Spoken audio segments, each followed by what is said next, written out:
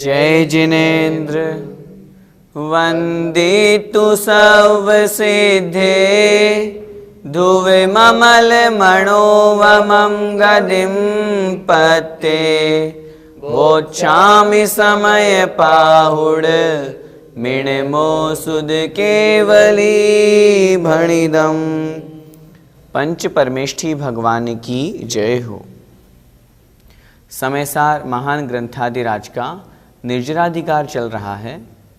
हम ज्ञानी जीव का स्वरूप पढ़ रहे हैं। ज्ञानी कैसा होता है? जो अपने आत्मज्ञान से युक्त होता है, आत्मस्वरूप में लीन होता है, उसे ज्ञानी कहते हैं। आज की इस कक्षा में हम जो दो गाथाएं पढ़ेंगे, आचार्य भगवान उसी ज्ञानी जीव के बारे में बता रहे हैं कि वह ज्ञानी जीव चेतन अचेतन और मिश्र सचेतन अचेतन दोनों प्रकार के जो मिश्र पदार्थ हैं, द्रव्य हैं, उनका उपभोग करता हुआ भी किस प्रकार से कर्मों का बंध नहीं करता। उसका सबसे बड़ा कारण है वह आत्मस्वरूप में लीन रहता है। आचार्य भगवान इस बात को एक शंख के उदाहरण के माध्यम से समझा रहे हैं। आइए देखते हैं गाथा क्रमांक 234। भुजन्तस्स विविहे सचित्ता चित्तमिस्ये दव्ये शंखस्य सेद भावो णविसक्कदि किण्णगो कादुम। बोलिए भुञ्जन्तस्स विविहे सचित्ता चित्तमिस्ये दव्ये शंखस्य सेद भावो णविसक्कदि किण्णदो कादुम। भुञ्जन्तस्स विविहे सचित्ता चित्तमिस्ये दव्ये शंखस्य सेद भावो णविसक्कदि किण्णदो कादुम। आइए गाथा का अर्थ देखते हैं। भुञ्जन्तस्सवि विविहे, भुञ्जन्तस्सवि अर्थात उपभोग करने वाले, भोग करते हुए भी, विविहे अर्थात अनेक प्रकार के। किनका भोग करते हुए? सचित्ता चित्त मिस्ये दव्ये, सचित्त अचित्त अर्थात सचित्त जीव सहित, अचित्त अर्थात जीव रहित, और मिस्ये अर्थात सचित्ता चित्त मिश्र, दव्य अर्थात द्रव्यों को। सचित्त अचित्त और सचित्ता चित्त अर्थात मिश्र द्रव्यों को उपभोग करने वाले कैसे हैं वे द्रव्य? अनेक प्रकार के। सचित्त अचित्त और सचित्ता चित्त इस प्रकार अनेक प्रकार के द्रव्यों को उपभोग करने वाला शंखस्य सेद भावो, शंखस्य अर्थात शंख का, सेद भावो अर्थात श्वेत भाव, शंख का श्वेतपना। णविसक्कदि किण्णगो कादुम, णविसक्कदि प्राप्य नहीं है अर्थात शक्य नहीं है। किण्णगो अर्थात कृष्ण रूप में, कादुम अर्थात करने के लिए।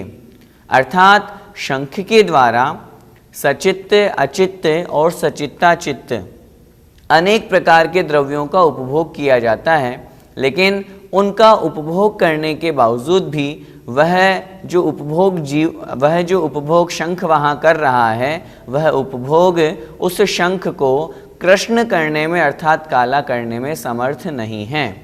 वह शंख अपने श्वेत स्वभाव को नहीं छोड़ता है। शंख का श्वेत स्वभाव काला नहीं होता है। क्या मतलब?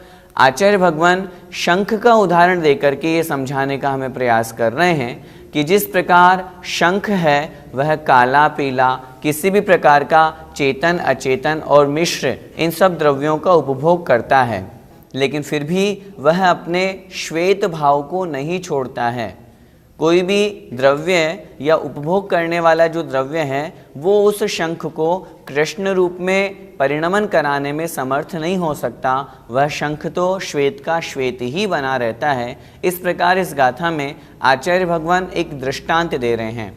अगली गाथा में इस दृष्टांत का हम दृष्टांत पढ़ेंगे, सिद्धांत पढ़ेंगे कि उसी प्रकार ज्ञानी जीव भी किसी भी प्रकार के पदार्थों का उपभोग करने पर भी अपने ज्ञान स्वभाव को नहीं छोड़ता है। आइए एक बार फिर से गाथा का अर्थ समझते हैं। भुंजन तस्य विविहे, भुंजन तस्य अर्थात उपभोग करने वाले, विविहे अनेक प्रकार के कैसे पदार्थ, सचित्त अचित्त मिश्रिय द्रव्य, सचित्त अर्थात जीव सहित सचेतन, अचित्त अर्थात जीव रहित अचेतन, और मिश्रिय अर्थात मिश्र सचित्ता चित्त, ऐसे द्रव्य अर्थात द्रव्यों को, अनेक प्रकार के द्रव्यों का उपभोग करने वाले, शंखस्य अर्थात शंख का, सेद भावो जो श्वेत भाव है, जो श्वेत पना है, जो सफ़ेद पना है, उस श्वेत पने को किन्नदो कादुम काले करने में नविसक्कदी कोई भी शक्य नहीं है, अर्थात उस शंख के सफ़ेदपन को कोई भी काला नहीं कर सकता। इस गाथा का भावार्थ देखें। अनेक प्रकार के सचित्त अचित्त और मिश्रित द्रव्यों का उपभोग करने वाले शंख का श्वेत भाव कृष्ण नहीं किया जा सकता, अर्थात वह हमेशा श्वेत का श्वेत ही बना रहता है। भैया जी, आचार्य भगवान ने यहाँ पर शंख का उदाहरण क्यों दिया?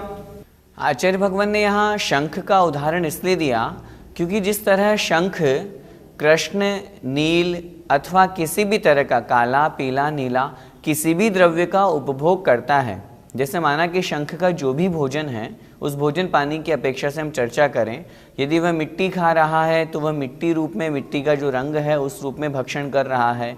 यदि वह जल ग्रहण कर रहा है अथवा किसी वनस्पति को भक्षण करता है, किसी भी प्रकार के वस्तुओं को वो ग्रहण कर रहा है। शंख कूड़े में भी रखा हुआ है, कचरे में, गंदगी में, कीचड़ में भी पड़ा हुआ है, समुद्र के किनारे भी पड़ा हुआ है, तो वह सचित्त अचित्त और दोनों से मिश्रित पदार्थों को ग्रहण कर रहा है। रंग बिरंगे अनेक प्रकार के जो पदार्थ हैं उनको वो ग्रहण कर रहा है। इन सब को ग्रहण करने के बावजूद भी शंख हमेशा सफ़ेद ही बना रहता है। शंख का रंग काला नहीं पड़ जाता, शंख पीला नहीं हो जाता। जैसे माना कि अगर किसी शंख ने कोई काले रंग की वस्तु का ग्रहण कर लिया तो ऐसा हो कि शंख काला पड़ जाए, ऐसा नहीं होता है। इसलिए आचार्य भगवान ने यहाँ शंख का उदाहरण दिया। आगे इस शंख के उदाहरण को आचार्य भगवान ज्ञानी जीव के उदाहरण से वहाँ पर सिद्ध करेंगे। इसलिए जिस तरह शंख कुछ भी भक्षण करें, चाहे सचित्त अचित्त अथवा सचित्ताचित्त मिश्र पदार्थ, वे किसी भी रंग के हों, तो भी वह अपने श्वेत स्वभाव को नहीं छोड़ता है। वह जो द्रव्य ग्रहण कर रहा है वह उसे काला नहीं कर सकता। इसलिए आचार्य भगवान ने यहाँ शंख का उदाहरण दिया। इस गाथा का हम पद्यानुवाद पढ़ते हैं। जैसा सफेद वह शंख सुशोभता है, निर्जीव जीवमय द्रव्य सुभोगता है। कोई नहीं धवलता उसकी मिटाता, है कृष्णता न उसमें पुनि डाल पाता। अर्थात कितनी सुंदर पंक्तियों में यहाँ पूरी गाथा का अर्थ आचार्य श्री ने प्रस्तुत किया है कि जिस प्रकार सफ़ेद शंख सुशोभित होता है, वो निर्जीव, जीव रहित और जीवमय अर्थात चेतन सचित्त वस्तुओं को भोग करता है, ग्रहण करता है, लेकिन कोई भी पदार्थ उसकी धवलता को, उसकी श्वेतिमा को नहीं मिटा सकता। कोई भी उसमें कृष्णता अर्थात कालापन नहीं डाल सकता, वह अपने स्वभाव से च्युत नहीं होता। ठीक उसी प्रकार ज्ञानी जीव की कैसी स्थिति होती है, क्या परिणति होती है, अगली गाथा में हम देखते हैं।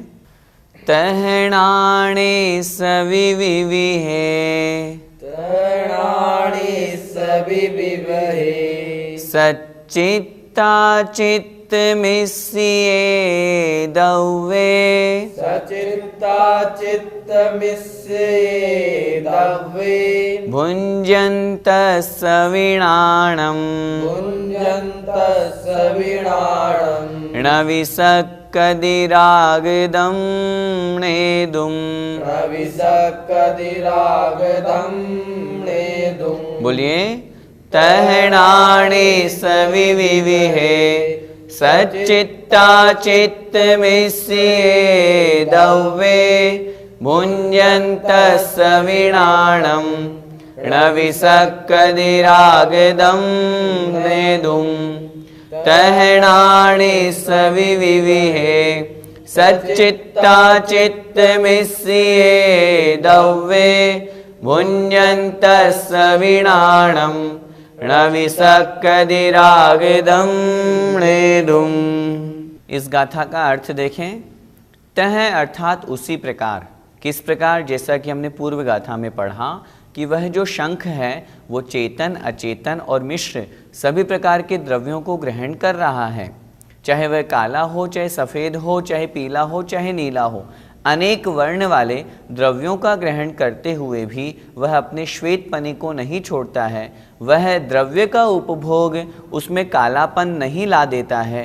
तह उसी प्रकार, अब दृष्टांत को समझें। तह उसी प्रकार नाणिस्य अर्थात ज्ञानी के, वि मतलब भी, विविहे अनेक प्रकार के, नाणिस्य अर्थात ज्ञानी के, विविहे अनेक प्रकार के, सच्चित्ता चित्त मिस्ये दव्ये, सच्चित्त अर्थात सचित्त जीव सहित सचेतन, अचित्त अर्थात अचित्त अचेतन अर्थात जीव रहित, और मिस्ये अर्थात मिश्र सचित्त और अचित्त से मिले जुले हुए सचेतन अचेतन, ऐसे दव्य अर्थात द्रव्यों का, भुंजन्तस्सवि अर्थात उपभोग करते हुए भी, उसी प्रकार उस ज्ञानी जीव के, जो वह ज्ञानी जीव है, वह अनेक प्रकार के सचित्त अचित्त और मिश्र द्रव्यों का, पदार्थों का उपभोग करते हुए भी णाणम अर्थात ज्ञान को न विसक्कदि नहीं जा सकता, रागदम नेदुम राग रूप ले जाया, अर्थात यह उसका ज्ञान स्वरूप है, जो उसका आत्मा का स्वभाव है, आत्मा का ज्ञानी जीव का स्वभाव ज्ञान रूप, वह ज्ञानी जीव का स्वभाव ये अचेतन आदि जो पदार्थ हैं, सचेतन आदि जो पदार्थ हैं, ये पदार्थ उस ज्ञानी जीव के ज्ञान को रागदम नेदुम न विसक्कदि राग रूप नहीं ले जाया जा सकता, अर्थात उस जीव को वे राग रूप नहीं बना सकते। क्यों नहीं बना सकते? क्योंकि वह अपने आत्म स्वरूप में लीन हैं। क्या कहना चाह रहे हैं? आचार्य भगवान यह कह रहे हैं कि जिस प्रकार उस शंख में श्वेतिमा ही हमेशा बनी रही, वह काले रूप में परिवर्तित नहीं हुआ, उसी प्रकार ज्ञानी आत्मा का स्वभाव ज्ञान में है, वह ज्ञान में तल्लीन है, चाहे वह सचेतन अचेतन किन्हीं भी पदार्थों का उपभोग करे, लेकिन फिर भी वह राग रूप परिणमित नहीं हो सकता। उसका जो आत्मा का स्वभाव है ज्ञान स्वरूप में लीन होना, वह बस उसी में स्थिर रहता है। एक बार फिर से गाथा का अर्थ देखें। तह अर्थात उसी प्रकार, नाणिस्य अर्थात ज्ञानी के, वि मतलब भी, विविहे अनेक प्रकार के, सचित्त अचित्त और मिश्रित पदार्थ, चाहे वो जीव सहित हो चाहे जीव रहित हो, अथवा मिश्र दोनों से मिले जुले सचित्ता चित्त हो, ऐसे पदार्थों का, ऐसे द्रव्यों का, भुज्यन्तस्सवि अर्थात उपभोग करते हुए भी, णाणम अर्थात वह ज्ञान को, जो ज्ञान है उस ज्ञान को रागदम नेदुम न विसक्कदि राग रूप नहीं ले जाया जा सकता। उन द्रव्यों के द्वारा उस ज्ञान को रागी नहीं बनाया जा सकता, उस ज्ञानी जीव को राग रूप परिणमन नहीं कराया जा सकता। क्यों नहीं कराया जा सकता? जिस प्रकार उस शंख के द्वारा या उस शंख को उन द्रव्यों ने, वह शंख काला पीला नीला सब कुछ ग्रहण कर रहा है, लेकिन फिर भी वह कालेपन को प्रकट नहीं होता है, कालेपन को प्राप्त नहीं होता है। ठीक उसी प्रकार वह ज्ञानी जीव ज्ञान स्वरूप में लीन है, आत्म स्वरूप में लीन है, वह राग भाव रूप में परिणमित नहीं हो सकता। गाथा का भावार्थ देखें। इसी प्रकार अनेक प्रकार के सचित्त अचित्त और मिश्रित द्रव्यों का उपभोग करते हुए ज्ञानी के ज्ञान को अज्ञान रूप अर्थात राग आदि रूप में नहीं किया जा सकता। भैया जी, ज्ञानी का स्वभाव क्या है? ज्ञानी का स्वभाव है ज्ञान दर्शन में स्थित होना। जैसा कि पूर्व की गाथाओं में बहुत से स्थानों पर हमने इस प्रश्न पर चर्चा की, जो अपने ज्ञान दर्शन रूप आत्मा का जो स्वभाव है, आत्मा का स्वभाव क्या है, आत्मा का लक्षण क्या है? उपयोगो लक्षणम। अर्थात ज्ञान दर्शन रूप उपयोग ही आत्मा का लक्षण है और उसी को आत्मा का स्वभाव कहते हैं। यहाँ पर जिस ज्ञानी की चर्चा चल रही है वो ज्ञानी कौन सा है? जो अपने आत्म स्वभाव में लीन है, शुद्धोपयोग को प्राप्त है, वीतराग स्वसंवेदन से युक्त है। ऐसे उस वीतरागी ज्ञानी की यहाँ पर बात चल रही है और उसका स्वभाव है जो सभी रागादि विकारी भाव विभावों से दूर है, वही ज्ञानी का स्वभाव है। भैया जी, क्या निमित्त ज्ञानी जीव का कुछ भी बिगाड़ नहीं कर सकता? आपने ज्ञानी जीव के लिए यह प्रश्न किया है।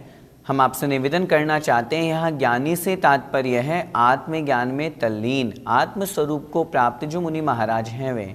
उनके बाहर बहिरंग में किसी भी प्रकार के कोई भी निमित्त मिले, वे उन्हें अपने आत्मभाव से नहीं चिगा सकते, अपने आत्मभाव से नहीं डिगा सकते। हमारे शास्त्रों में ऐसे बहुत से उदाहरण हैं। गजकुमार मुनि महाराज के ऊपर जलती हुई सिगड़ी रख दी तो भी वे अपने आत्म ध्यान से नहीं डिगे, तभी तो अंतर मुहूर्त में मोक्ष पद को प्राप्त कर लिया। निमित्त तो उन्हें मिला था, वे चाहते या उनका परिणाम बिगड़ता तो वे अपने आत्म स्वभाव से छूटते और बहिरंग में द्वेष करने लगते या उस सिगड़ी को हटाने का प्रयास करते, अपने आप में अग्नि से जलना महसूस करते। लेकिन उनका स्वभाव आत्मा में लीन था, वे आत्मा में तल्लीन थे, वे अपने आत्म स्वभाव ज्ञान स्वभाव को प्राप्त हो चुके थे, तो वे निमित्त उनका कुछ भी बिगाड़ नहीं कर पाए। जो जीव वीतराग अवस्था को प्राप्त हो जाता है, उस समय राग द्वेष का अभाव हो जाने के कारण से उन्हें निमित्त से कोई मतलब नहीं होता है, क्योंकि उपयोग तो दोनों में से एक ही स्थान पर रहेगा। जब आत्मा में उपयोग है तो बहिरंग निमित्त में उपयोग नहीं, और जब बहिरंग में अगर निमित्तों में उपयोग रहेगा तो फिर निश्चित सी बात है वह जीव आत्मभाव से चिग जाएंगे, अर्थात च्युत हो जाएंगे, अर्थात वे फिर ज्ञानी से अज्ञानी बन जाएंगे। इस प्रकार जो आत्मभाव में लीन हैं उनका निमित्त कुछ नहीं कर सकते, जो बहिरंग में हैं ज्ञान स्वभाव से युक्त हैं लेकिन अभी आत्म ज्ञान स्वभाव से युक्त नहीं हैं, सराग अवस्था में हैं, वे भले ही निमित्त के प्रभाव से उनका उपादान कुछ कार्यकारी हो सकता है, इसमें कोई आपत्ति नहीं है। भैया जी, क्या यह गाथा अविरत सम्यक दृष्टि पर लागू हो सकती है? नहीं, यहाँ पर वीतराग सम्यक दृष्टि जीव की चर्चा चल रही है। चतुर्थ गुणस्थानवर्ती सराग सम्यक दृष्टि जीव की चर्चा नहीं है।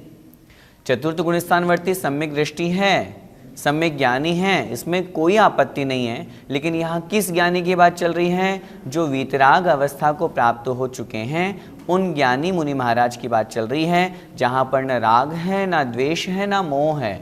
चतुर्थ गुणस्थानवर्ती जीव के तो अभी राग भी है, द्वेष भी है, मोहनीय कर्म भी है, उसके तो अभी अप्रत्याख्यान प्रत्याख्यान संजलन सब कषाय मौजूद है, वह तो राग द्वेष भी करता है। उस जीव की यहाँ पर चर्चा नहीं है। यहाँ पर चर्चा है वीतराग स्वसंवेदन ज्ञान से संयुक्त जो ज्ञानी हैं, जो आत्मज्ञान में लीन है, ज्ञायक स्वभाव से युक्त है, उस ज्ञानी जीव की जो मोहनीय कर्म का पूरा क्षय करके या उपशम करके 11वें गुण स्थान की अपेक्षा से भी हम चर्चा करें तो जहाँ मोहनीय कर्म नहीं है, राग द्वेष नहीं है, उस जीव की यहाँ पर चर्चा है। भैया जी, ज्ञानी जीव सचित्त आदि पदार्थों को कैसे भोगता है? यहाँ पर 3 प्रकार के द्रव्यों की पदार्थों की चर्चा की गई, सचित्त, अचित्त और सचित्ताचित्त। सबसे पहले तो हम समझे सचित्त किसे कहते हैं? जो जीव सहित हैं, जिनमें जीव हैं, वे पदार्थ कहलाते हैं सचित्त। ज्ञानी जीव कैसे भोगता है? अगर किसी मुनि महाराज को जो आत्म ध्यान में लीन हैं, हम उन्हें कहेंगे ज्ञानी जीव। जो आत्म ध्यान में लीन है, शुद्धोपयोग को प्राप्त है। बाहर से किसी पशु ने उनके ऊपर उपसर्ग किया, पशु क्या है? सचित्त। किसी शेरनी ने उनको खाने के लिए आगे बढ़ी, उनको खा रही, उनके शरीर को खा रही है, उनके ऊपर उपसर्ग हो रहा है, तो सचित्त पदार्थों का उपभोग उन ज्ञानी जीव के द्वारा किया जा रहा है। लेकिन फिर भी वे अपने आत्म स्वभाव में लीन हैं, इसलिए उन सचित्त द्रव्यों का उपभोग करते हुए भी वे अपने आत्म स्वभाव से च्युत नहीं होते। अचित्त पदार्थ जैसे बारिश है, जैसे पांडवों को लोहे के गर्म आभूषण पहनाए गए, ये अचित्त हैं, इनमें जीव नहीं है। ज्ञानी जीव इनका उपभोग कर रहा है लेकिन फिर भी आत्म स्वभाव से च्युत नहीं हो रहा। सचित्ताचित्त जैसे माना कि कोई व्यक्ति है, कोई मनुष्य है, उसने बेरवशात मुनि महाराज के ऊपर किसी हथियार के द्वारा उनको मारना चाहा, तो हथियार हो गया अचित्त, जो मार रहा है वो हुआ सचित्त। इस प्रकार सचित्ताचित्त। तीनों स्थितियों में वह ज्ञानी आत्मा अपने बहिरंग रूप से हमें लग रहा है कि वे उन सब द्रव्यों का उपभोग कर रहे हैं, लेकिन आत्मा में एकता होने से, आत्मा में लीनता होने से वहाँ पर उन द्रव्यों के निमित्त से उस आत्मा में कभी भी राग भाव उत्पन्न नहीं हो रहा है, क्योंकि वे अपने आत्म स्वभाव में लीन हैं। ऐसी स्थिति में उनकी अवस्था कैसी होती है? वीतराग अवस्था होती है, स्वसंवेदन ज्ञान रूप अवस्था होती है, जो कि रागादि विकारी भावों से दूर होती है। आज की कक्षा में जो हमने दोनों गाथाएं पढ़ी, उनका यही सार है। जिस प्रकार शंख, कृष्ण, नील आदि अनेक प्रकार के द्रव्यों का उपभोग करता हुआ भी सचेतन अचेतन, सचेतन अचेतन दोनों प्रकार के मिश्र सभी द्रव्यों का उपभोग करता हुआ भी कभी काला नहीं पड़ता, सफ़ेद ही बना रहता है, उसी प्रकार ज्ञानी जीव होता है। सभी प्रकार के द्रव्यों का उपभोग करते हुए भी वह अपने ज्ञान स्वभाव को नहीं छोड़ते हैं, राग रूप में परिणमित नहीं होते हैं, बल्कि अपने आत्म स्वभाव में ही तल्लीन रहते हैं। यही आज का सार है। इस गाथा का पद्यानुवाद पढ़ते हैं।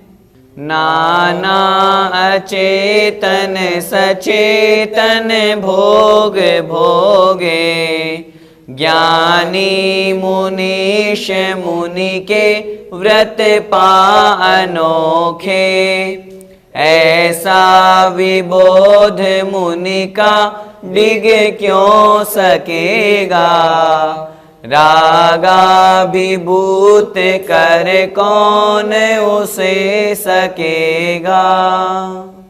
बहुत सुंदर पंक्तियां हैं। वास्तव में आचार्य श्री ने जो पद्यानुवाद किया है उसमें पूरी गाथा समझ में आ जाती है। यहाँ स्पष्ट कह रहे हैं, जो मुनि के व्रतों को पालन करके मुनि महाराज ज्ञानी ज्ञान भाव में, आत्म भाव में लीन हो जाते हैं, वे चाहे सचेतन अचेतन अथवा मिश्र अनेक प्रकार के वस्तुओं को उपभोग करते हुए भी उन मुनि महाराज को जो आत्म स्वभाव में लीन हैं, उन्हें कौन डिगा सकता है, कौन उन्हें रागादि रूप में कर सकता है? क्यों नहीं कर सकता? क्योंकि अब वे अपने स्वभाव को प्राप्त हो चुके हैं, और स्वभाव को जिसने एक बार प्राप्त कर लिया वो फिर वापस पुनः विभाव को प्राप्त नहीं होता। जय जिनेन्द्र। मानक चंद, कमला देवी, राकेश, नीतू, ऋषभ, सौम्या एवं आयुषी मुशरफ, B123, सेठी कॉलोनी, जयपुर, राजस्थान। श्री जनार्दन प्रसाद जी, श्रीमती पतंती देवी, मुकेश कुमार, साक्षी, ईशा, मोना खंधार, श्री किशोर खंधार, श्रीमती सुषमा खंधार, परिमल खंधार, अहमदाबाद।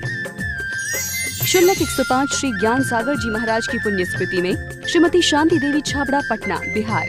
ईसरी पारसनाथ एवं उनके पुत्र पुत्रवधू श्री अशोक उमा, पटना। श्री विनोद बबीता, गुवाहाटी। श्री सुनील शालू, पटना। ब्रह्मचारी संजय भैया, ईसरी। श्री अभय मेघना, चंडीगढ़। श्री आलोक मेघना, वडोदरा।